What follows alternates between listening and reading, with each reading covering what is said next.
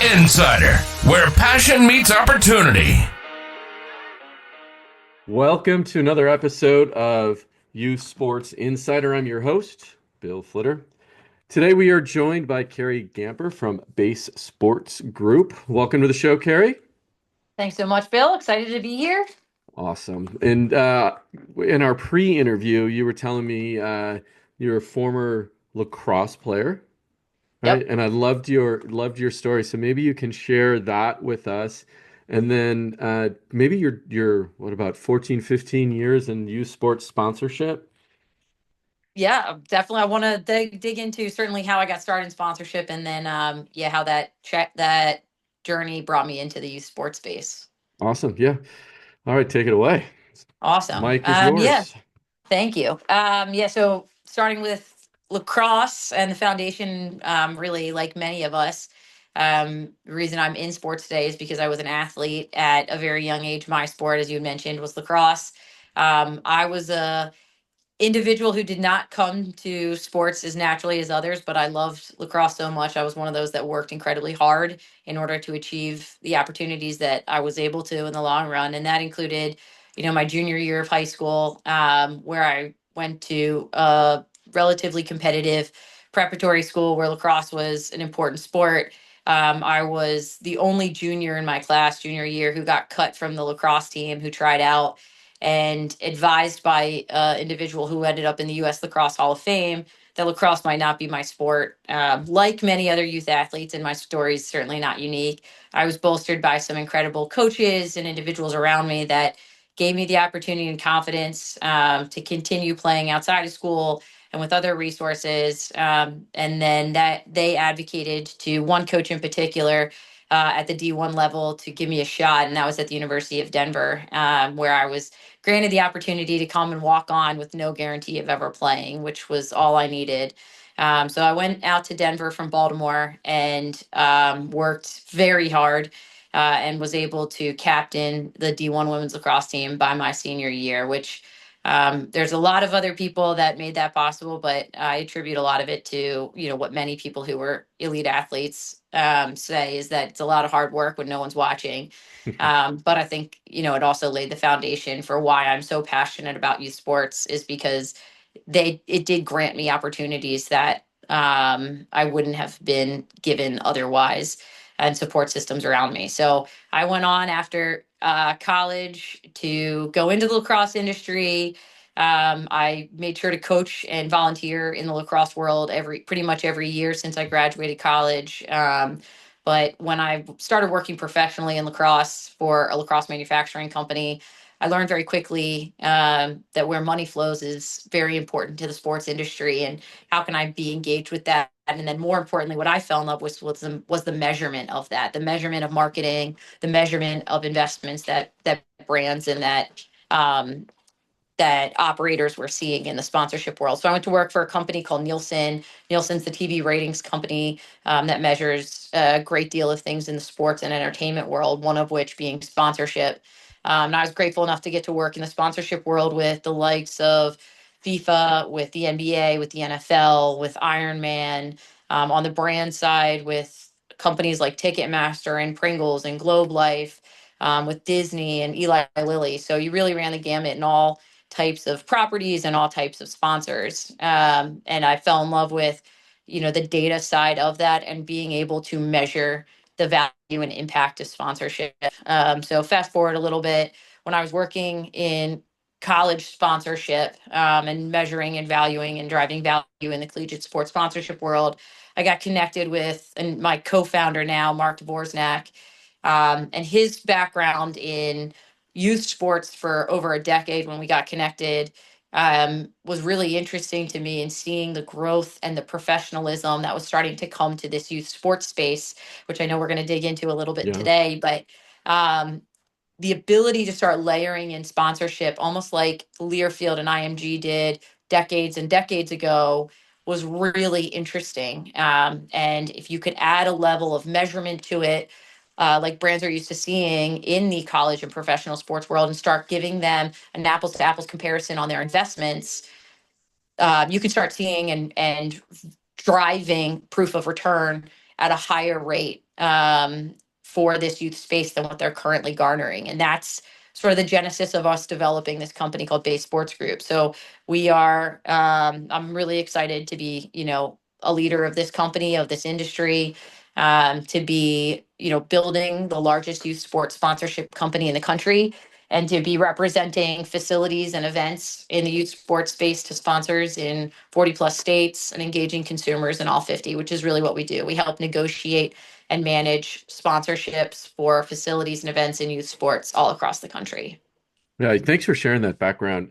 Yeah. One of the things basically what we're going to talk about today is the ROI of Yeah. youth sponsorships, and looking at hard metrics, soft metrics.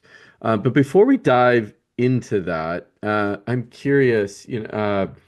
There's a couple trends that I've been seeing in youth sports participation, and there was a number that's floating out there that 70% of kids are dropping out of organized sports by the age of 13. What's your perspective on that?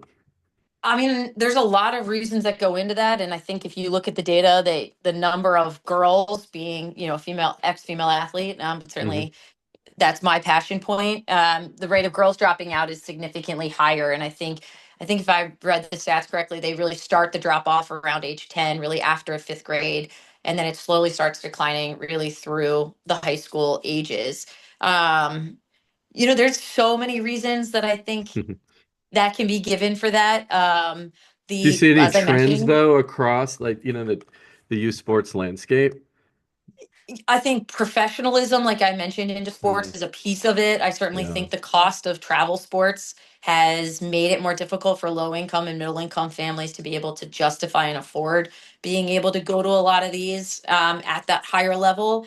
And Yeah. I certainly understand that. As I said, I was a coach for a number of years. This is actually my first year not coaching since graduating college. But one of the biggest things you see in coaching is the massive decline of referees and umpires. Right. Yeah. Um, Huge. Huge. Huge. And I Yeah. mean, I don't want to be one. I greatly admire my friends and sister who are one, but it's not, it's a tough opportunity. You don't get paid a whole lot. You get yelled at a whole lot.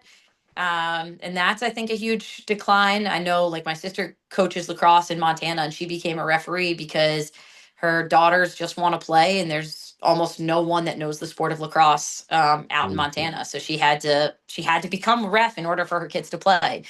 So that's a Yeah. It's a huge issue. thankless job, is what it is. Completely. Yeah. Equipment's getting more expensive. I mean, there's a whole host of reasons that, I think compound.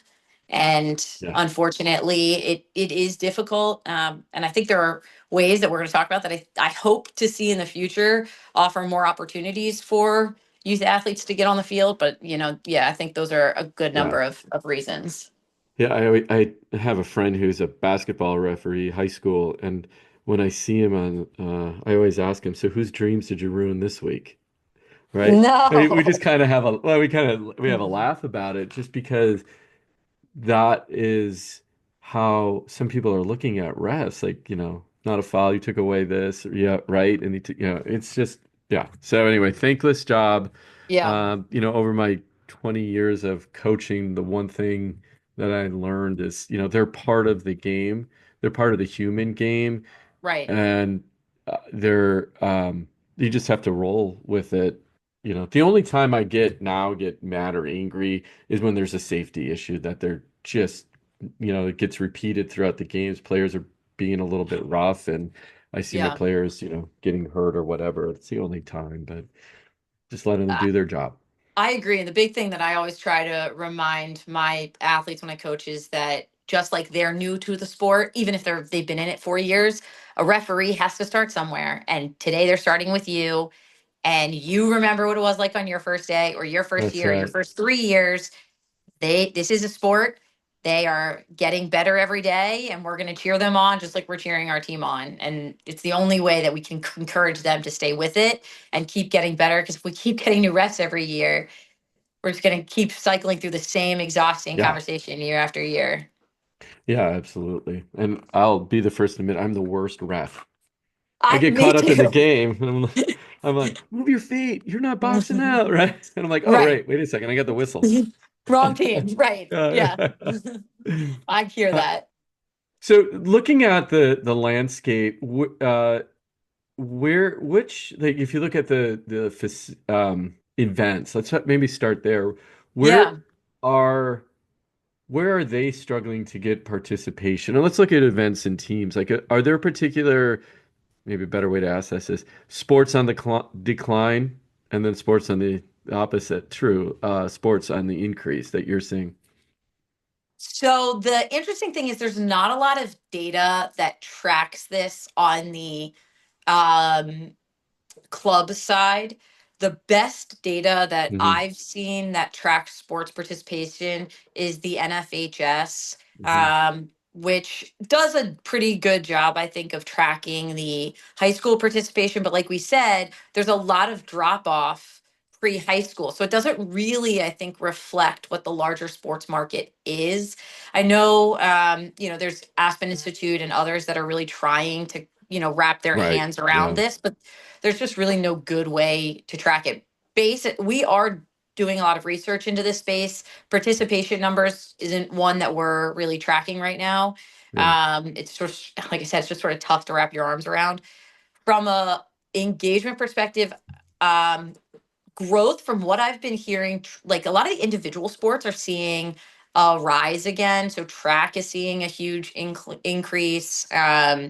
Not individual sport, but swimming seeing an increase. Basketball, smaller sports are seeing increase. Potentially fewer resources needed to play might be a factor of Mm. that. Hmm. I also think Alex Ohanian, I'm probably butchering his name, the, as I'll say, husband of Serena Williams, but also founder of Reddit. And individuals like him, there's others out there. Serena's another one, but Billie Jean King's another one. Hmm.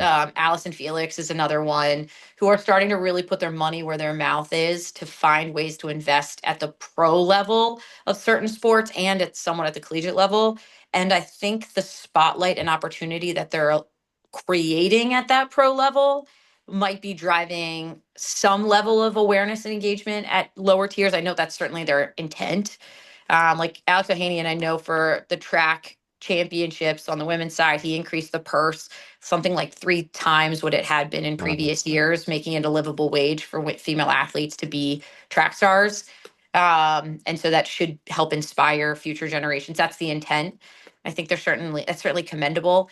My feedback to that would be I appreciate and think it's great to see investment at pro levels, but it's not going to create an immediate impact to the masses because of all the things we're talking about. It's not easy to stay with it. And I think investment needs to come across the entire industry. And that's something, we're working on. But it is great to see that more investment is going to women's sports and more investments going at the pro level across the board. But our focus is trying to create Yeah. access at all spots. And I think we'll see that change over the next few years with the amount of money that's now and the focus on youth sports. Yeah. It's scaling, again, depending where you get your numbers from, at least a $20 billion industry. What do you think is driving that, though? Right? Yeah, yeah, go ahead.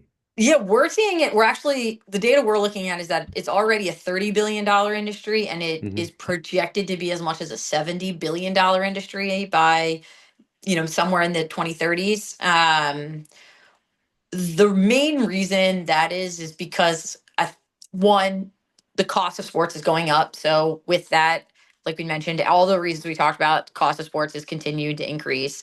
While participation has declined, I don't think at any point there'll be a drop off of youth sports. Parents will always find the value and should always find the value in having their children sign up for youth sports for the lifelong lessons that you get, we all know that you get out of being a part of a team or a part of a sport. So you'll continue to see investment. And then at the highest tier, all the athletes that are playing at the club level in the AAUs, the recruiting, the skills competitions, all of the highest level of high school recruiting is just the investment is getting astronomically higher. So the amount of personal training, the amount Mm, of yeah. lifting gyms, all Hmm. of that is already more than 2 times what I mean, it's almost like 10x what it would have been when I played. I never lifted a day in my life before I went to college, and now I don't know one lacrosse player who's going into college who doesn't lift. Yep. So they have to be a member of gym. They've got to get trainers that teach them how to lift, and all those costs compound. So I think that is driving a significant portion of it as well. I was talking to a youth athlete. She's a basketball player. She plays on one of the very high level travel basketball teams. Yep. And she was telling me about her summer routine. So they do most of their games on the weekends because they're pulling kids from everywhere. So they have a Yep. practice and then right. Um, but part of that training during the week was weightlifting, which I think is awesome for Yeah. young, as long as it's supervised, right? And they're Absolutely. doing it the right way. And she's got a trainer, and then she has, um, her basketball trainer, right, during the week, and then the Yeah. practice. And it's just, yeah. So, yeah, I can see that those dollars add up. And most families, I laugh at this number. I'm from California, right? And Okay. the average is about $900 per sport per kid that a family is spending, right? 800 and Yeah. some, right? And I laugh at that. I'm like, oh, that's No. that's the California prices for sure. I don't So even think that's reflective of national prices probably anymore. I mean, from what we're yeah, seeing, maybe at like a really young elementary school level, but you just maybe, put yeah, equipment in, like there's no, I mean, right, hockey and lacrosse, there's no way that's right. all they're My spending. son was a baseball catcher, so. Exact same thing. Yeah, gloves, gear, and he was growing, so the gear would last him a short period of time. And then Yep. we were laughing like one year to the next where his breastplate, went from, the full body and then just above his belly button. And I'm like, dude, you gotta get a new, right? So, but then you're right, you're investing in that. Every couple Yeah. of years, absolutely. Yeah. So, there's been conversation about the professionalization of youth sports Yeah. and, you know, making it, some are arguing that, it's making sports, and we alluded to it, less accessible to lower Yep. income families. Let's dive into then this concept of how does sports sponsorship help with subsidizing. You know what? In this question, sorry, we'll come back to that question. I think it's really important to first, what is youth sports? Like, what is the makeup of that? Do you have an opinion? I totally do because we get asked this all the time. Yeah. We really look at youth sports in really like three factors. You've Hmm. got your rec or your like sub 6 year old sports, really sub Yeah. like 8 to 9 years. That's your rec sports typically, local community, YMCA, Boys and Girls Club. Like a lot of some of our facilities will have like little dribblers, little kickers, all of those Right. types of Yeah. programs where it's insular. That's really like one form of youth sports. Your next tier that I think is the measure that NFHS is that scholastic. So some middle schools have sports, some many high schools have sports. So you've got the scholastic vertical of sports. Hmm. We don't touch scholastic. There's a lot of red tape, just like Yeah. there isn't sponsored entering college. We don't touch scholastic. But there's certainly value there. Think about high school in Texas football. Like, I mean, do you Right. get Right. anything more Exactly. Yeah. value Yeah. than that? Yeah. And then, there's that middle ground that sort of ballooned in like the 2012s on, mid 2000s, and that's the club sports. And that the Hmm. genesis of that ecosystem came through the desire to play sports in college and the recruiting pathway that developed. And that's where we focus in that club and that summer ball that it's plays spring and fall, but that really middle ground of and that's the largest and fastest growing ecosystem of sports. And that ranges in age too, right? Completely. We've Yeah. got one of our largest events. We've got a 700 team middle school baseball event. So those are all, what's middle school, 11 to 13. Yeah. So those are all, relatively little kids. We don't have much in the elementary school, a little bit, but largely we do middle school and high school. Hmm. And let's Yeah. now go back to this other question of Yeah. how does sports sponsorship help offset costs? And just maybe just approach it from a high level aspect. It sounds very like, well, obvious, but Yeah. The other, before I touch on that, I want to sort of yeah, also talk about why the genesis of club sports, obviously the recruiting space, but also like why is right. it happening so young? I think is a question we get a lot and the parents ask a lot. But when I played middle school sports, lacrosse, Yeah. soccer, whatever it was largely larger community based across the state of Maryland where I was. But all of our coaches were volunteer parents. And this is pre the internet age, by and large, or early Hmm. internet age. So our parents came home from work and had nothing to do. That's not totally fair, but by and large, their post work activities were community engagement, or they had the time or the desire to volunteer. The volunteering in sports, as we kind of alluded to, taking on extra roles like refs aren't volunteers, but still are dwindling and it doesn't really exist anymore.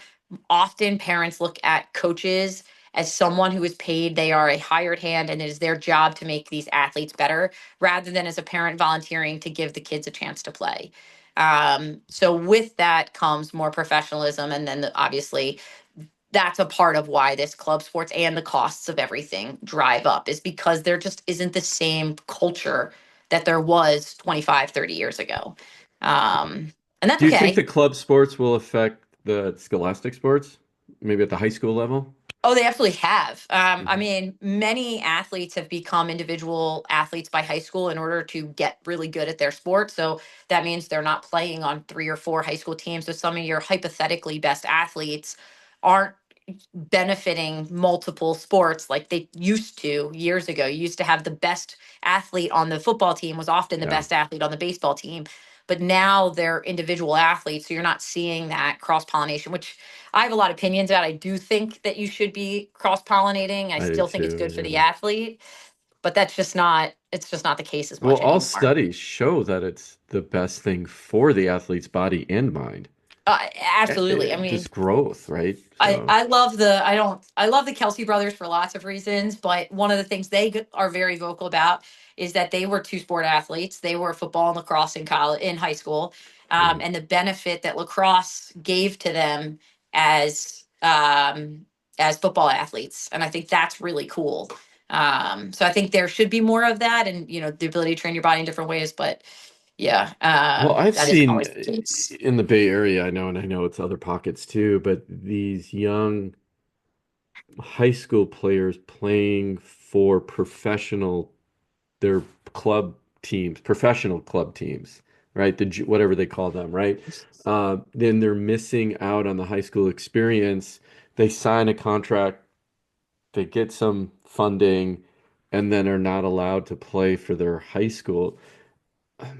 Now, in my opinion, they're going to I think they're going to look back and say, right, I miss playing with my buddies, or I I miss the high think school so, experience. but that's a European model that's been happening for the European soccer No. model has been happening for, I mean, David Beckham got signed at 9 or something like that.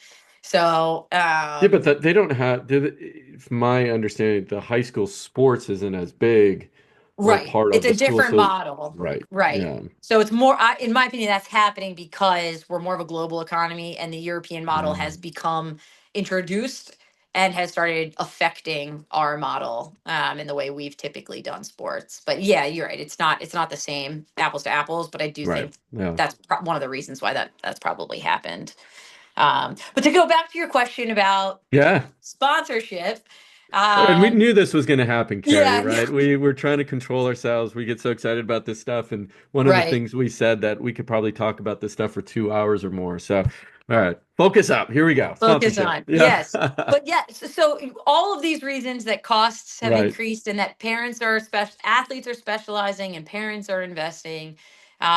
Yeah, I mean, the reason sponsorship is so important is because for the top 1% and many of the middle class, the investment of what it costs to be a part of this ecosystem, the value is there and they understand it and they're willing to do it. But for a lot of low income families where they might have incredible athletes, where they might have, someone who really deserves the opportunity, realistically, college coaches only have so many opportunities to see athletes. If they can't get to the right recruiting events, they can't be a part of that system. And if they can't afford to fly to Kansas City, That's where, right. Yeah. so like we have an event this weekend that's in Kansas City, Missouri. It's 700 volleyball teams that are coming together from 50 states.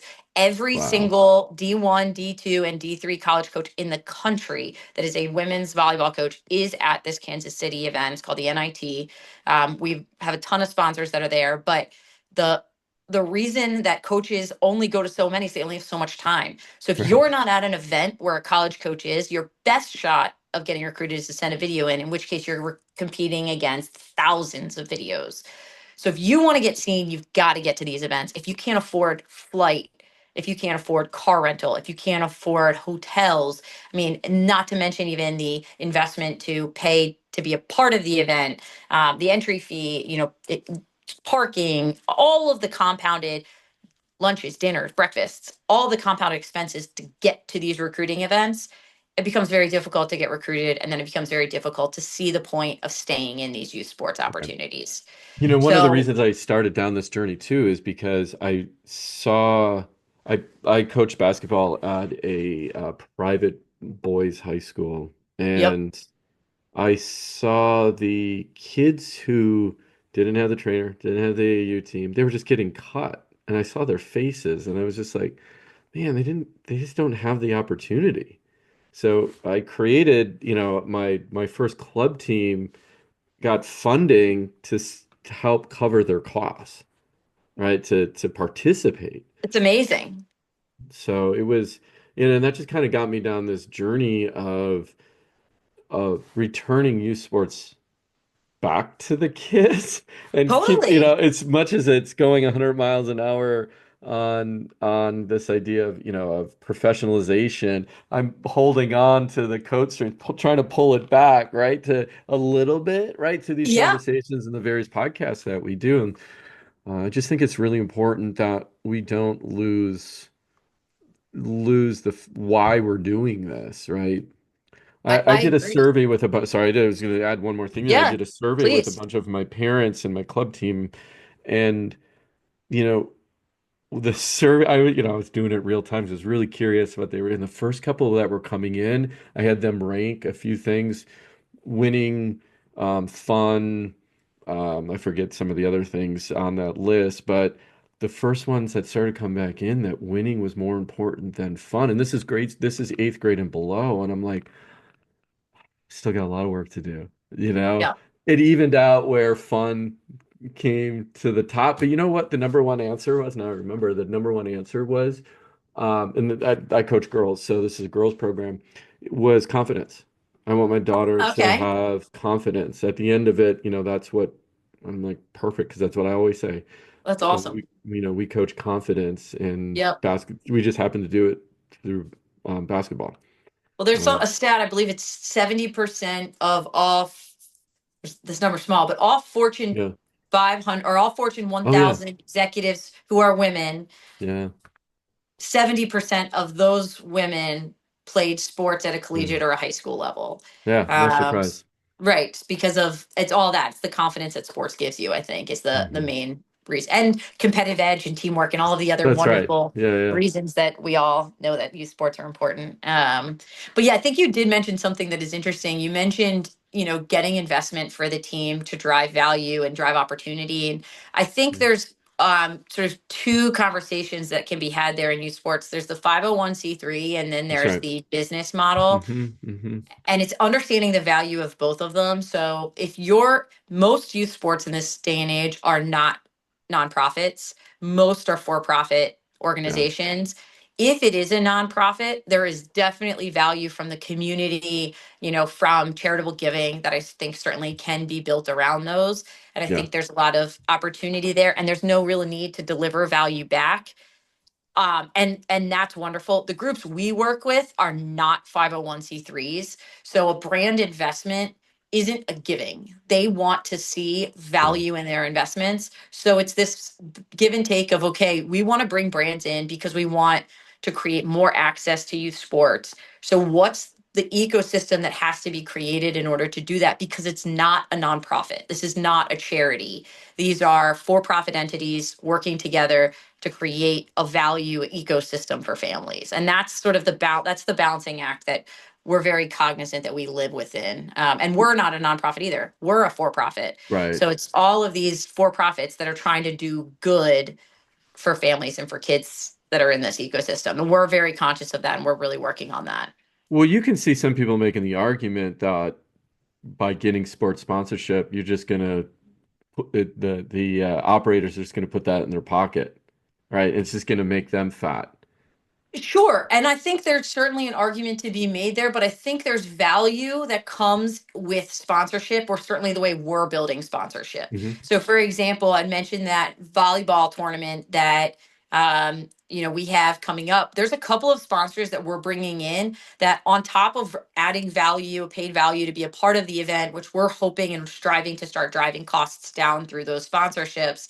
Hmm. What they're doing is they're also bringing on-site value to the engaged experience of parents and kids. So, we've got a incredible brand called Honey Stinger. They're bringing Hmm. free snacks to all the athletes who come. So it's one of those, it's a small touch point, but value driving. So sponsors don't just show up and look to get signups, look to get information, buy your information, and look to move forward, which had happened in the future in this ecosystem. Our focus is that every brand that comes into this ecosystem is bringing value for the consumer in that initial Yeah. partnership. And that's values in a lot of different ways: discounted offerings, free product, certain other elements. So there's an immediate impact to the consumer, in addition to we're looking at value driving opportunities to help lower some of those costs. We're also we've got a couple of partners and that we're working through some deals on that have need-based opportunities that can be applied for, based and integrated into their partnerships. So they're creating budgets and opportunities for low-income teams or Mm-hmm. individuals to be able to apply for uh, you know, XYZ brand scholarship. Yeah. It's not a charity, but it is a brand helping cover costs for athletes and teams. So we are Nice. working on that also. So, going back to what you said though, of brands, you're helping working with the operators to drive down the cost. Can you give an Yeah. example of that? Yeah. Again, you don't So necessarily, if you're not comfortable giving names, that's not necessarily what I'm asking for. Just like, yeah. what's the process you're doing? Absolutely. So, like, it's not done. We're working on it right now. I'm actually going to call Hmm. tomorrow on this, but we've got a ticketing company. A lot of these events, not every sport and youth sports is slightly different in how they operate, but Hmm. Hmm. many baseball events, many large scale baseball events have the athlete entry fee, or the team entry fee includes the athlete's ticket into the event, but that does not include parents and siblings. So Right. parents and Yeah. siblings often have to pay for a ticket to enter into the event. And that cost is Um, rising as well. 10, that cost 15, is often rising. $25, right? Yep, exactly. Crazy. Yeah. Um, and I can get largely into the economics, but it all evens out in the end among sports. But yes, that also is certainly a portion of the situation right now. But one of the things we're looking at with the ticketing companies is, can they come on and be a service provider, a sponsor, a service provider for the operator, but part of that lower or eliminate like the processing fees. Oh, And then it's a small dollar figure that can be taken out of every single one of the tickets that's purchased by families across hmm. the board. Hmm. So it's Yeah. an easy way to start, instead of rising costs, start immediately lowering some of those costs for Well, what's families. their incentive to do that though? Data. Oh, yeah. So for you asking, what's the incentive of the brand? Well, I'm sorry, maybe I misunderstood you. Yep. You mentioned that the ticketing company, right? Yep. So XYZ ticketing company, you're Yep. asking them to lower their processing fees. It's a new so right now they don't have a they have a ticketing company, but it's not a sponsorship agreement. Right now they're paying. So if Yeah. I'm Purple Yeah. Tournament Company is paying a ticketing platform to Right. run and manage all of their tickets. There's no sponsorship right now. Right. Right. Right. So Yep. there's a different, red ticketing company that's interested in coming on and getting that entire business. So they are paid, they take on the entire industry of that purple company. And Yeah. then that that baseball organization, every tournament they run would run through Mm. this new company's ticketing platform. And as a part of that agreement, the processing fee, they'll take a smaller margin on all their processing fee. So it lowers the cost of a per ticket basis for parents. Yeah. Okay. Okay. Yeah. And Yeah. is there an outside sponsor, a drink company that's sponsoring that ticket, This, or is it that example would just be the ticket company. They wouldn't cover all of the cost of the tickets, but they would pay a sponsorship fee to the operator and give a sort of that value back to the parents, would be a lower cost to parents. yeah, And then they'd get for the the price of business of doing business of getting Mhm. the bigger Yep, tournament and exactly. the yeah, that Yep, makes total yep, sense. Okay, I yep, got you. yep. And on that same vein, what types of companies you mentioned a few, but where are who's investing in youth sports sponsorship? Are there Everyone particular should be. industries? Well, we know that, right? Everyone should Yes. 100%, right? Yep. We could Yep. talk, well, when we're going to get to that, like why, but Yep. first off, where are Yep. you seeing the like, oh, that's a no-brainer? Right. So if you think about your two largest consumers in youth sports, the two profiles you have are mom, Mm-hmm. because mom's going to see Junior and Susie play, and then you've got Gen Z to be Gen A very soon here, as your two core consumer groups. And most notably, Gen Z and again to be Gen A are the most financially empowered teenagers of any time in history, because Hmm. every single one of them has a cell phone and every single one of them has some sort of payment platform Right. and or Uber Eats, DoorDash, what have you. So they are already spending money independently of parents, so they can make informed decisions that can be affected directly at point of engagement, which is, you think about these youth sports events. I mean, you've been to them. Yeah. You're on site for 6 to 8 hours per day, and you go to a tournament that's 2, 3 days out on average. So you're spending 156 hours per year, assuming you're going to 8 or 9 of these events annually, which is the average number of these families are going to. I mean, there's no better place to get a captured audience for any brand that's targeting mom, who controls 80% of purse strings for the household, including things like cars and insurance that people don't think of, banking. Mom makes most of those decisions. So, mom and financially empowered Gen Z consumers. I'm just laughing because I'm thinking about my own situation in my household. I think it's a little bit higher than that percentage. Yeah. I get an allowance. That's it. Yeah, Uh, exactly. yeah. So walk us through. Well, let me start this. We've already established, and one of the reasons why we even started this podcast is talk about the business of youth sports. You and I are in the, preaching to the choir. We think all brands should look into youth sports and should be sponsoring youth sports. Can't scroll past the ads. You had a captive audience, blah, blah, blah. Okay. Yep. Uh, so you're walking into, let's pick a brand. Let's pick a brand that might, well, you talked about, blanking the Yeti, honey, Honey Honey Stingers. Stinger. Let's talk about Honey Yeah. Stinger. So Yeah, we're we just going to love use them. them as an example. Okay. You Awesome. walk into Honey Stinger. First time they're seeing you, first time they're talking about you sports. Yeah, which it was You when they have that talked to guy me. in the corner that says, "No way." Yeah. What are his concerns or her concerns? The first concern we typically get is a misunderstanding of what youth sports is. And that goes back to everyone projects their personal experience Yeah. onto what we bring to the table. And so most people buying sponsorship or marketing opportunities, their experience with quote unquote youth sports is that rec sports experience. Yeah, So that makes they go sense. to the corner Yep. baseball field or the corner soccer field with volunteers, or like little league baseball, and their pictures, we're coming to them with like one or two cute opportunities in small communities, rather than recognizing that shift in the ecosystem, these mega events like that volleyball tournament I mentioned, or we've got a 1,200 team softball event. I mean, conceptually 1,200 teams, 45,000 consumers, over a 5-day period that you have as a captured audience. I My mean, town I grew up in was 45,000 people. I live in the middle of nowhere, but I live in a town of 270 people. So like, yeah, they would take over where I live. But yes, I mean, it's mind It's boggling, mind-boggling. Yeah. but you have to, if you aren't familiar with it, it seems so far-fetched to have that big of an event that the re-education and the education around where youth sports is basically the foundation we have to lay with every brand we walk into a room with.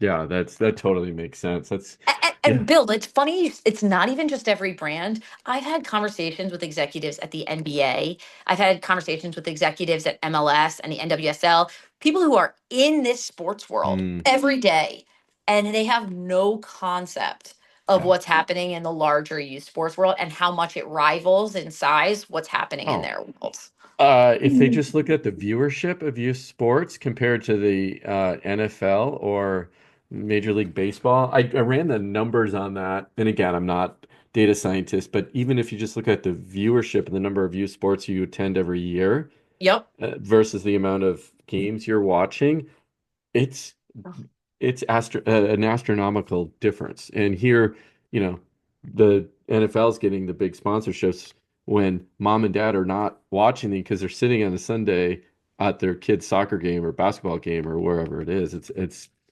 Totally. I mean, unbelievable. you go to an average, I think we have the data on this. The parents go to an average of 2 to 3. If you're an NBA fan, so you're already an NBA fan, you're Yeah, going to an average of 2 to 3 NBA games per year of all NBA fans who are parents versus going to 9 tournaments just for travel sports, not even including scholastic or any other competition they're doing, just right. for travel Yeah, sports that these parents are doing. So, like, if you're thinking about where their mind share is, where their money's going, where their time is, yeah, where it's their mental crazy. capacity is, mom is at youth sports much more than mom and even dad is at pro sports. And you mentioned that on the money side, they're like, why use sports? But I've ran into situations too when talking to um, event organizers or well, there's a couple people in Bay Area. They run a tournament every weekend except for major holidays. Every Yep. weekend. Yep. And I approached them just because I go to their tournaments and pay to play there, right? I said, I'm not seeing any sponsorships. And literally looks at me like, what are you talking about? And follow up with the question of, why would I do that? And at first I thought he was joking. Like, why Yeah. would, what? Like, okay, so you just increased the gate fee $5 from 3 months ago. That's why you should do that. Like, I, get people into your gym, sell them the snacks at the back of the gym, right? Increase the number of people that are coming through, and I don't have to again preaching to but the see, choir. you and I talked about this, and I want to address that because you're right. Conceptually, as the parent, it's like, no kidding, just go throw a billboard up.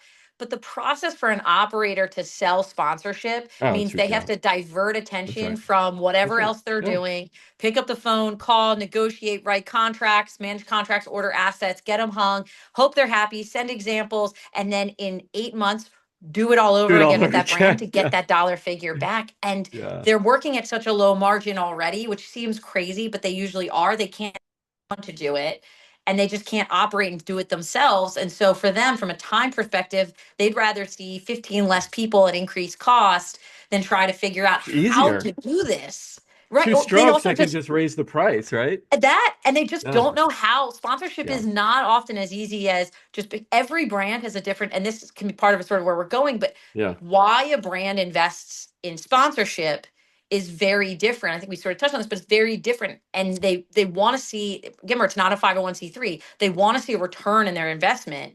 And to find brands that want to be in that space because of the consumer, because of the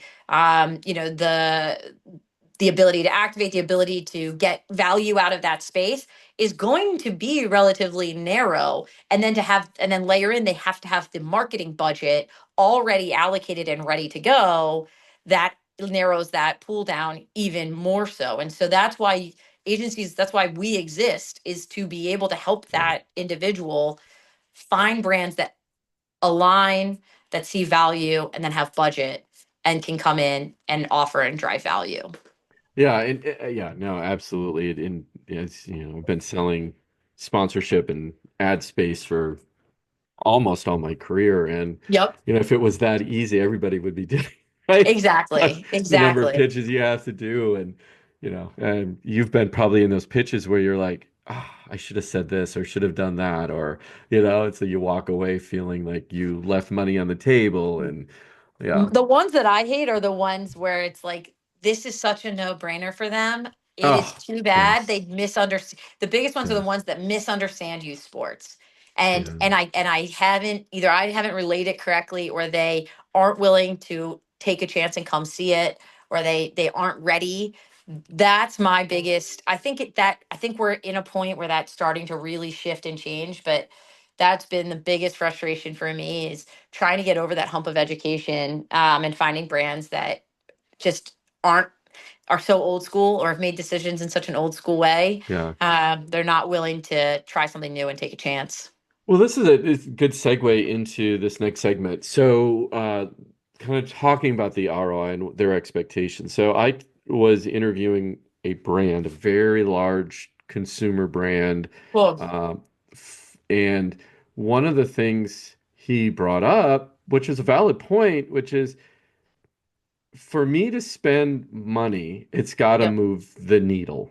absolutely, it And should. if we're doing sampling at these events, Yep, it I have to see that across all my, we can, yes, we can go down to a zip code level and give yep. coupons out and see if there's a rise, but if you're only talking at a tournament, if I only did one tournament and you're telling me the numbers are this, and I'm not gonna, even if I give it, and 100% of the people took the coupon and went into the store, it's going to be minuscule as far as the movement, right? Well, it depends what their objectives are. It depends. So if you're a brand like P&G or like Unilever, Hmm. and you're saying, I want coupon distribution and I want to compare it to that of what I'm doing in mailers, of course it's not going Yeah, to be apples to apples. But what the difference of the conversation is, if I'm doing mailers, my ROI on what I'm sending out and for a targeted audience is going to be very different. So for example, using, let's take P&G and continue down that route, yeah. they released a bug spray relatively recently, about a year and a half ago, called Zevo. The product was in a certain division of a new product growth line for them. So it had Hmm. a different budget line, different strategy, as really does every individual line Right. item within P&G, which is really how Yeah. you have to go about it in order to understand how to attack it. And so their objectives were really to get in front of mom and prove that they could get in front of mom and that mom had an opinion on it. So that's where, if you can start saying mom liked or didn't like, and I can start proving that out with the engaged consumer so that they can make educated decisions on, is it the southeast, southwest, northeast, northwest? Where Right. is there Yeah. a higher engagement, and where can we start proving that out? That's where you can start adding value as a sponsorship company like ours, because we do. And I think obviously we've talked about this, but after every major event, so like the volleyball event we have coming up, we just finished the survey for it today. So when the event ends on Monday, every athlete and parent at the event will receive an email to their email inbox that says, please take our post-event survey. Base wrote that survey, and it Mm. includes both, what did you think of the umpires, refs, and courts? And it also includes which sponsors do you remember. Honey, if they answered that they remembered Honey Stinger, they will immediately get transferred to a question that says, Right. Uh-huh. Honey Stinger was on site. Did you sample their product? They answer yes or no. They'll get, one or two more questions that'll say, whatever, what did you think about it and which flavor, that kind of thing. And then we'll deliver those results back to Honey Stinger post event. And then what we can do is also layer in the demographics and the location and the other value propositions based on the overarching survey, so that they can make educated decisions in the future about marketing, about ROI, about, really, we hate the word ROI. It's not an investment return on objectives. What are their marketing Right. objectives, Yeah. and what are we delivering against those? So Yes, if you're asking for a apples to apples with mailers, that's not a fair comparison. Correct. What you Yeah. have to start doing is saying, within that micro brand of the macro of P&G or the micro of Unilever, what are the objectives of that brand and how are you measuring them? And then give me a chance to be able to affect those. Because I think with our market, you absolutely could across any of those brands. I want to dive into something you said though, because I think this is important for the operators listening. So you had this large volleyball event. Yep. I'm a coach. I signed my team up for this volleyball event. Yep. You mentioned that the participants, I'm assuming the parents and the kids, or Mhm. parents, are getting a survey. How are you Yep. collecting email addresses of all the parents that are coming? Is that through the ticketing agency, ticketing company? That's a good question. So operators, every sport, as we mentioned, sort of builds the sports differently. So Yeah, lacrosse, for example, when you register for a lacrosse event, typically it's done by a club coordinator or by a that's right. coach. Yeah. That's the registrant. In many So you've the recruiting one events, registrant yep, might have 10 people behind them, but you only know the one. correct. Yep. You Okay. only know the one, correct. Yep. So that's the sport of lacrosse. In most volleyball and basketball, even softball and baseball events that we work in, there has to be a level of registration by the parents for a couple of reasons. One, for high level recruiting events, there's NCAA regulations that the organization has to adhere by. And part of that means they have to collect every athlete that was on site so that they can have Mm-mm. that conversation with the NCAA to meet those regulations. So they collect, the organization, the operator collects all of those email addresses. So post event, the operator is sending out, and our surveys are branded as that of the event. So the individual receiving it, mom and Susie, they Yeah. believe it's coming from that tournament, and it is. It's coming from them, and it's branded as that tournament. Base just collects the results. Right. When you analyze the So results from there, yeah, that Right, makes sense. exactly. So yes, and not all of them are the same. Now, we've worked with a lot of our operators to start doing a better job of collecting parent and athlete line items or Yeah. names and emails. The big piece where a lot of this is changing and the reason they are collecting it on their own is because of the stay to play model. So that model is if you want to play a tournament run by that operator, you have to stay at a hotel that's partnered with that operator, or you have to apply for an exemption. In which case, either direction, they're collecting your personal contact information, and then we're able to use that for Yeah. our Interesting. surveys. That makes sense. Yeah. Yep. Okay. Thank you for explaining that. I think that was Yep. an important touch point. Okay. Absolutely. Thinking And I should about also note, Base doesn't own email addresses. We don't collect them. That's not right. our. That's owned by the operator. We never sell. Also, if any operators are listening, never sell your email database. Never sell your Yeah. email addresses. It's one of the most valuable elements you own. Sell the right to send an email on your behalf, and you can That's absolutely right. Yeah. integrate messaging, but never, ever, in any circumstance, sell an email address. Yeah. No, that totally makes sense. Yeah, exactly. I mean, that's, yeah, man, don't do that. Uh, so let's go back to this concept of, okay, so and I just want to, for all the critics out there, right? And Yep. address them too, right? They Sure. argue that youth sports, right, creates, this idea that pressure to commercialize children and their activities, right? How do you respond to that concern? It's actually not a concern we're seeing. Good. Yeah. So I would say the NIL space, I'm not going to touch. That's not a space I'm an expert in. We certainly Yeah. see it. If a parent chooses or an athlete and their family choose to go forward with NIL opportunities, if that's a decision that's best for that family. I think that's wonderful, and I wish them the best. That's not a space that we're touching. I think that's there's going to be a lot of changes both in regulation and how that space is engaged with in the near future. The Wall Street Journal did a really interesting article last week on high school athletes beginning to take advantage of NIL, and one of the things I think they noted at the last line of it was like the average high school athlete that's participating in NIL is seeing like $3,000 annually. So it's we're not talking Yeah. big dollars here, No. but that's not a space we're in regards to commercializing events and facilities like what we do. One of the questions we ask in our survey is, um, facilities and events often need sponsors in order to engage. Which type, actually, that's sort of the high level question. The question itself says, which type of sponsor are you most likely to consider? And then the options dependent on the respondent. So if an athlete receives that question, the option will read sponsors that support sports that I participate in, sponsors that support college athletes I support, sponsors that support Hmm. college schools I support, pro athletes and pro sports. And overwhelmingly, over 80% of parents, when they receive it, say it says sports my child participates in, and the like. And so, based on those questions, we see over 80% of parents that choose sports that my child participates in. Of athletes, interestingly, it's lower. It's about 68 to 70% in the child with sponsors that I participate in, still overwhelmingly towards the ones that I participate in versus cumulatively everybody else, college athletes, pro or college. And even with coaches, college coaches, it tends to deviate towards college and college athletes, not Yeah. shockingly.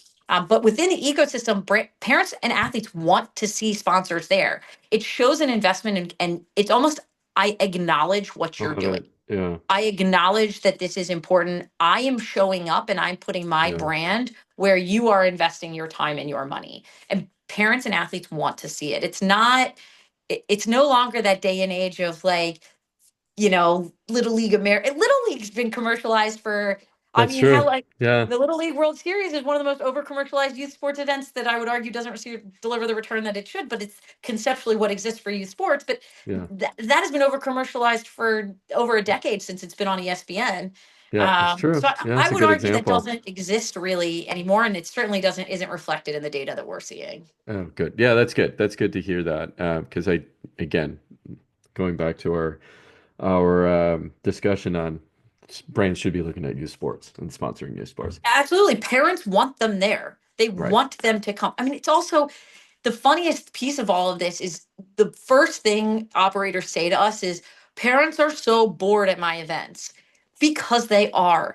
There's 3 or 4 hours between their kids' games That's that they're right. doing Yeah. nothing. Nothing. Yeah. They would kill for a sponsor to come on site and give them a snack or talk to them about telecom, the most boring topic in the world. Do you know our engagement rate with on-site sponsors is 80%. I believe it. 80% Yeah. is, which is what, where else are you seeing an 80% engagement rate? Yeah, I mean, I could obviously go on for a while about this, but yes, I think there's no better return because of the need parents want to see of these sponsors coming. Yeah. Talk about a brand that saw surprising ROI from a youth sports Um, What's a event. good brand that we've said? Yeti's an interesting one. It's not necessarily the ROI is certainly a part of it, but I think the storyline of where they are and where they're going is almost Hmm. more interesting. So Yeti, we started talking to them almost a year and a half, almost 2 years ago. Hmm. And same thing as the conversation we had originally of what is youth sports was where this all started. And it took almost a year, a little less than a year, to get them with follow-ups and conversations and images and videos while we're at events for them to start wrapping their heads around where youth sports really was, and where Yeti could potentially start fitting into it and what that might look like. And so after we'd had a long conversations, we started finding 1 or 2 events, and that's where they started. They said, okay, we'll dip our toe in. Let's find Hmm. one event. And it was actually this volleyball event. Last year was the first event that they came to. They didn't, I should say, they sponsored. They did not send an activation. That was them dipping their toe in. It was an investment. They sent product for college coaches as a value in kind. They had product for sale, discounted rates at the merchandise tent. And then they had sponsored a court and did some cool activations. Hmm. But they themselves did not come. What we saw in the data was that, well, 100% of the product that was sold on site sold out, which was awesome. It actually sold out within the first day of the 3-day event. And then what we did is we surveyed against those that of the respondents that purchased and those who didn't. About 5% of the respondents had purchased and about 95% hadn't. And the number one reason was because either I wasn't aware it was for sale or it was sold out, which probably wasn't aware it was for sale. because it Mm. was sold out. Right, right, right. Right. So that was really good feedback for us to be able to give back to the sponsor, back to Yeti. They loved that data. It was the first reason they signed on for a second event in the same year. They signed on for a 1,200 team softball event, where they leveled up what they did from an activation perspective. They put coolers, custom coolers into the dugouts. They did custom bottles for two of the top teams that were, or the all-star teams that were playing. And then they had, there's ESPN visibility. So they had signs on all the ESPN fields and some other stuff. But they leveled up, and it was the exact same result, even though they'd increased their amount sold at merch. And so we were the first operator that they've only worked with a couple in youth sports, us and one other, to be honest. And the other wasn't a real sponsorship. It was a merchandising play. So Mm. we're the first true sponsorship. We gave them more data than what they're getting from many of their college partners. And they said it was relatively in line with what they're getting at the pro level. That encouraged them to be able to give them not just, hey, here's, you guys sold a bunch of stuff. Good job. It's, you sold, here's the demographic of the consumer who purchased it. Here's information about why those who didn't purchase it, so Because that we that can was in the improve. follow-up Because that was in the follower survey. survey as well. Yep. Yeah. So we had compounding data from two different sports that we're able to give them. And then total awareness driven. And we told them, you look at the brands who drove the highest rate of awareness of activation. It's those that came and had a booth or came and engaged consumers. Because you didn't, you missed out on being one of the top most recognized Mm. brands as a sponsor.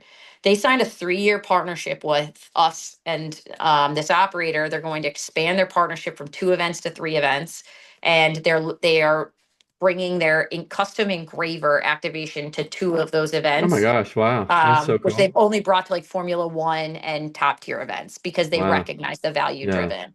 So all of this, the more data you have Can to I be put able to my drive request value, in to a get a return. Yeti formal? It, yeah, I'll you give it. can I'll get send a, it over after all the call. right, yeah. So at these events, you can get your name, you can get a Yeah. basketball or a baseball, Yeah, you can let's get do your it. number, all this cool stuff. Yeah, That's so cool. exactly. That's a great activation. Yep, Beautiful. Uh, yep. so, and this is a tough question, and Cool. yeah, I know the answer.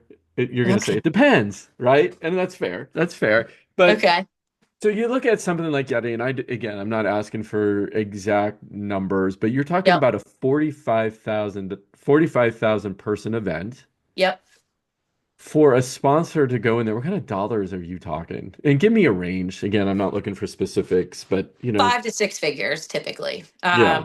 Okay. depending on, never sub 5. It's not worth it to the operator to really engage at that level, because Hmm. they've built the behemoth. They deserve, they're bringing you Yeah. 45,000 consumers in a captured and engaged space. So Yeah, um, exactly. yeah, so it's typically 5 to 6 figures depending on the amount of activation, the needs of the assets, the customization. If they need, some of our brands were sending staff to help facilitate the activation so they can be in more places at once. So, You're they sending can book- staff, I'm sorry, is that what you yeah, said? base will send Okay. staff Yeah. to help facilitate activation.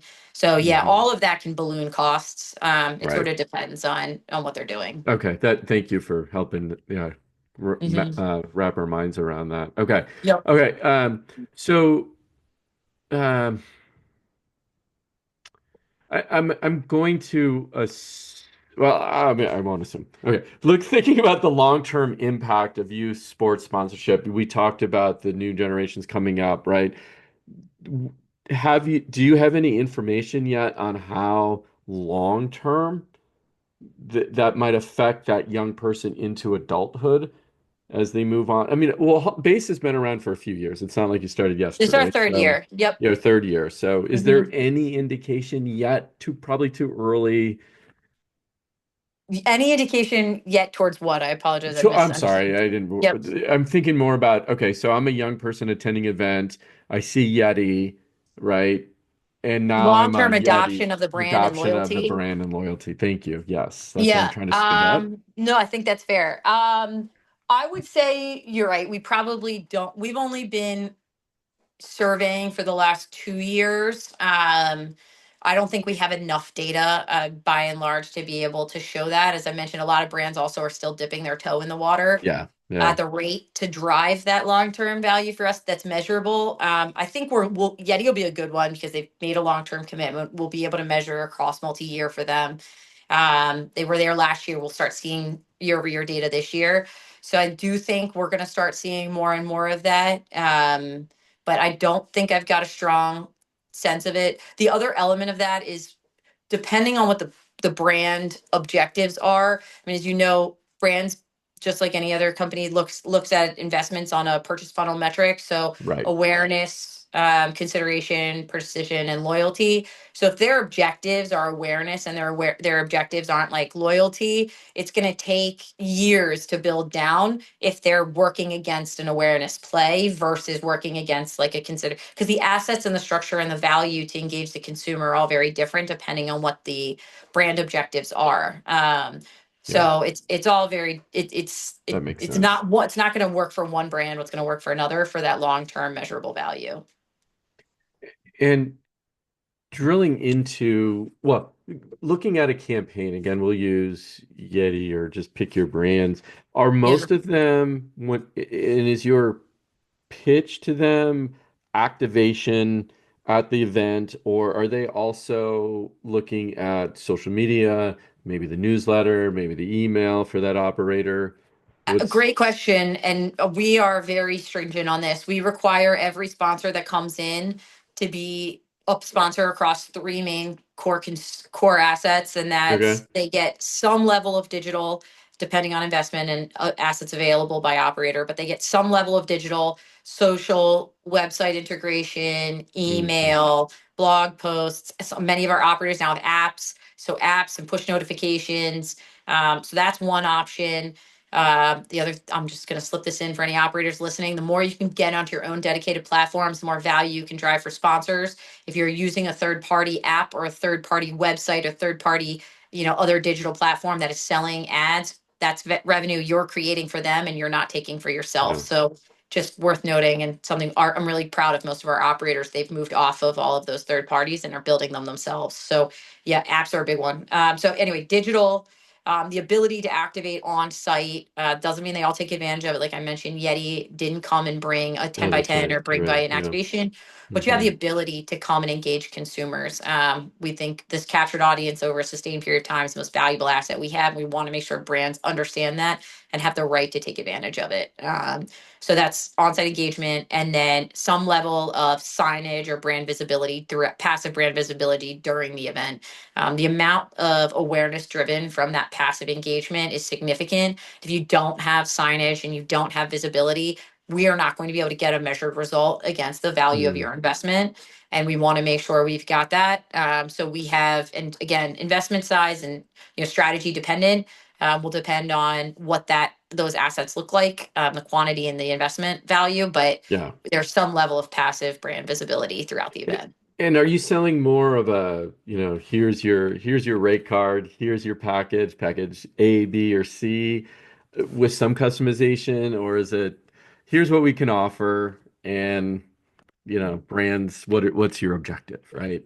Very rarely do we have like a standard rate card. There's Yeah. a little bit of like, if they come in at the lowest price point, there's only so much we can Right. do. Right. Right. Yeah. And so if we know where their budgets are and it's really low, you know, it's pretty easy to move forward. But if they've got some room to play and they want to do something interesting and unique, there's a lot of cool things that we can do for a brand. We've got an incredible sweepstakes partner. Like I mentioned, digital is important to Mm. us.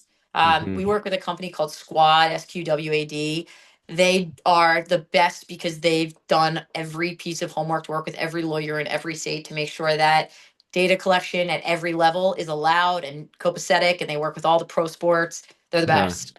But that's a really valuable asset to have really quality sweepstakes for certain operators and to be able to activate against it. Mm. But yeah, it all depends.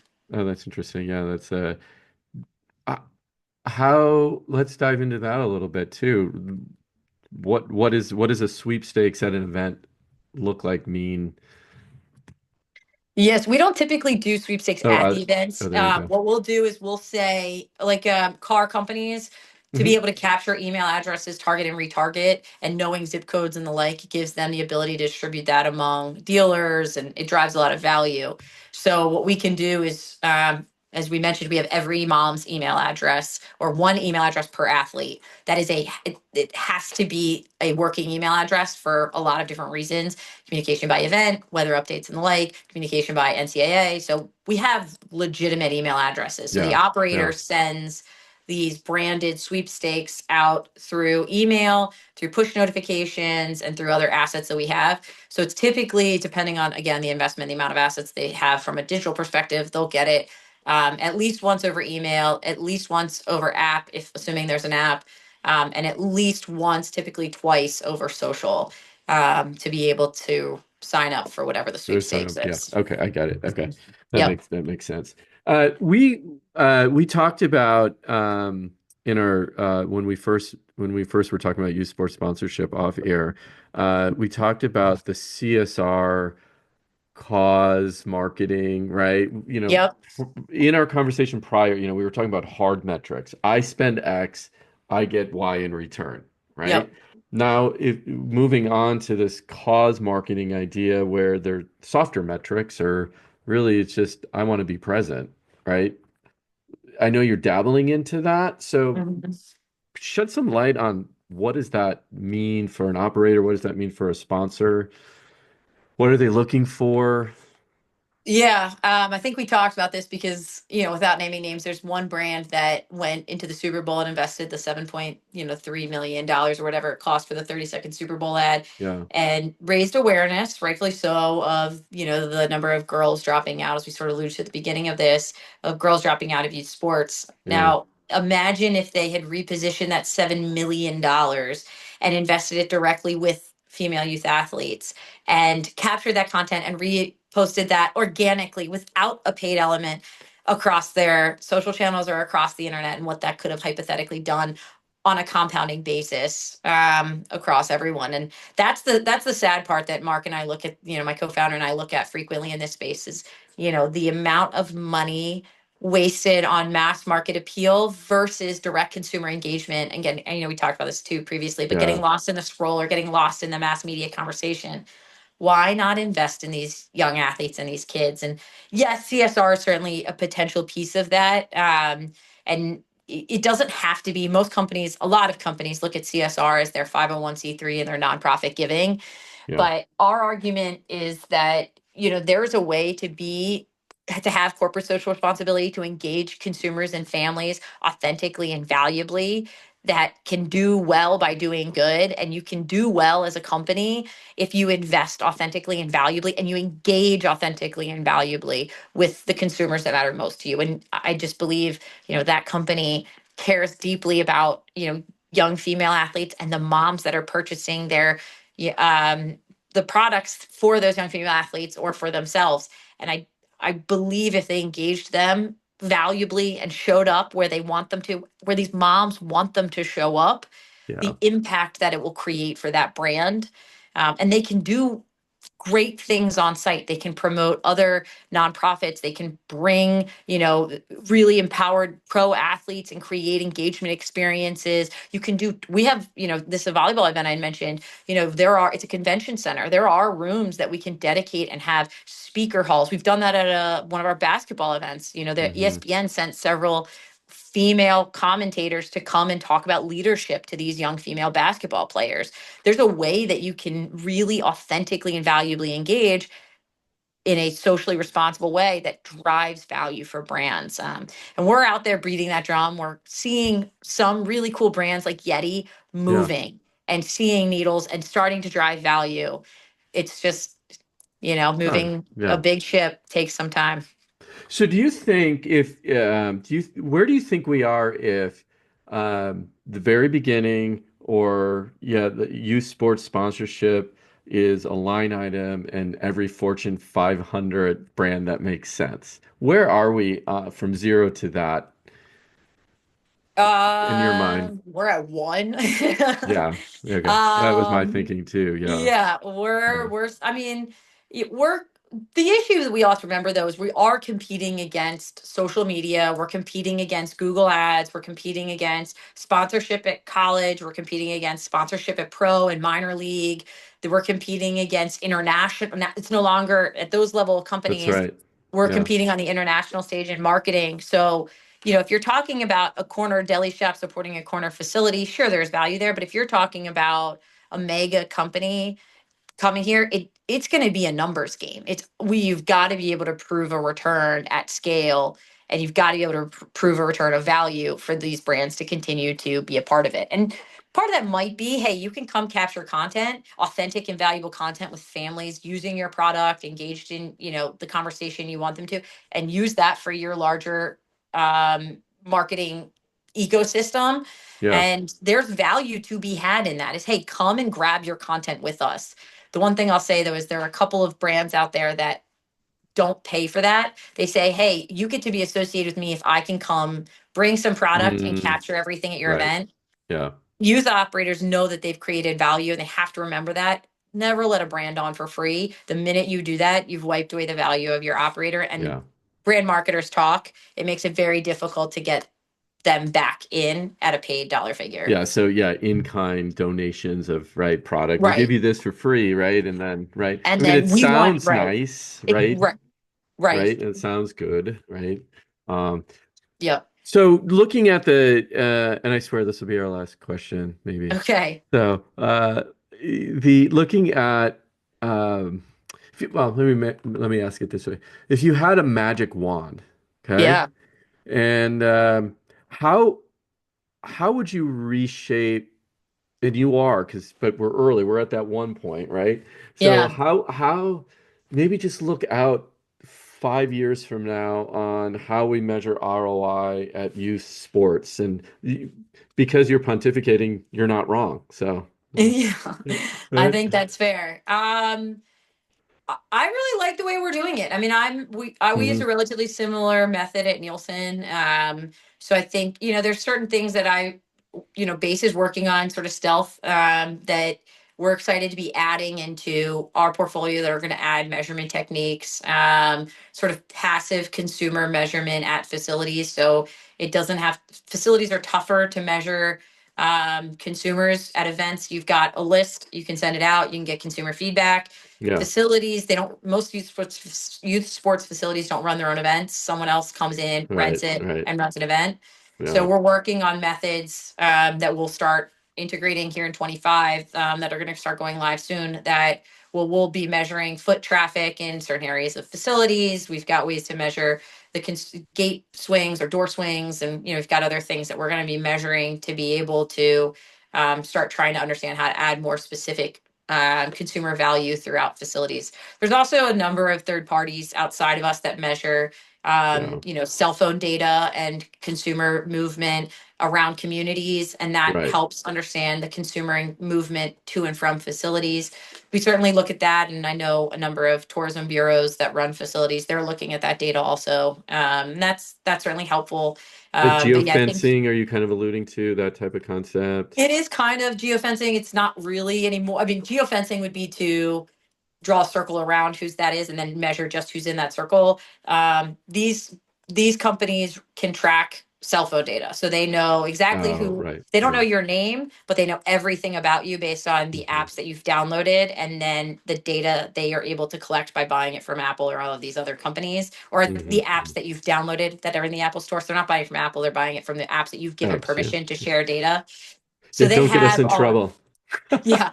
So they have all your data. They know everybody know everybody, and they essentially track, like, if you went from a facility to Chipotle or from a facility to McDonald's. Those are two very different types of consumers, but they can track who that is, and be able to give us that data so that we know if more consumers are going to Chipotle, what that profile might look like versus McDonald's. And then if it's McDonald's, hey, Burger King, if you want to capture half of this audience, you should be a sponsor so that you can engage them. So that type of data is all stuff that we work off of as Yeah, well. yeah. But that has to be a well-trafficked facility for it to make sense, right? Totally. Yeah. Most Yeah. of the Or facilities, an I think that's event worth too. noting. So Yeah, yeah. most of the facilities and events that we work with are well, like the smaller size of facilities we work with are foot traffic 250,000 people. We have facilities that traffic over 2 million. Wow. Yeah. That's So. like our sweet spot. And Hmm. then Hmm. from an event perspective, we look the smallest event on an individual basis we would typically take would have like 100 plus teams. That would be small if it was a one-off, but that could happen. Typically, it's an operator who runs several hundred plus team events. Those are typically the ones that we're Okay. engaged Yeah, with. that Yeah, makes a lot of sense, especially that you got to have enough data for it to make exactly. sense too. Yeah, to do. Exactly. Yeah. Okay. Is there any question I didn't ask you that I should ask you? Do we leave anything off? We've been talking Um, for a bit about this. Is there something you want to talk about in particular? we talked about a lot of my passion points: girls sports, Yeah. measurement, brands really starting to care about and invest and educate themselves on the youth sports and youth sports ecosystem. I think the last piece of this that I didn't get to say enough about is, Yeah. base was co-founded. I didn't by no means even close to built this on my own. My business partner Mark DeVorsnak, he is a significant portion behind one of the reasons we've been able to grow at the rate and become as successful as we have. He has more than 10 years of experience in the youth sports ecosystem. He's built stadium, baseball stadiums all across the country. He knows tourism bureaus in all 50 states. And he's been an incredible business partner to work with. And I think, one of the reasons we are so passionate about what we do is we both have daughters, we both have kids. We both played sports at a competitive level. He played baseball at West Virginia University. So we both understand the commitment and value, but we also truly internalize the value that youth sports offer. So while we understand that this is a lot of for-profit businesses all working together, we all need to be working together to do good and to give back and to be as much a part of these young kids and these young parents' lives in a positive way. And I think we both take that role and responsibility in this ecosystem incredibly seriously, and are working really hard to do that, to build an incredible business and build a really strong business, but certainly build it the right way, and certainly continue to be an authentic and valuable partner to all stakeholders, whether it be the athlete, the parent, the brand, the operator, and certainly anyone within our company. So, Yeah, yeah, that makes a lot of sense. Okay, very last question, which yeah, is, so you don't know the next speaker that's coming on, but I want you okay. to ask the next speaker a question Oh, about, so the business of youth sports. What are you curious about? And I'll what am ask it on I the curious next. Yeah. about the business of youth sports? I'm curious to understand what most other people think is the most investable part of youth sports. That That's a could, great that could question. go in a lot Yeah. of different directions, Yeah. but I'm Yeah. Yeah. curious where they see the most investable element of youth sports. Great question. All right, we'll bring that up on the next one. All right.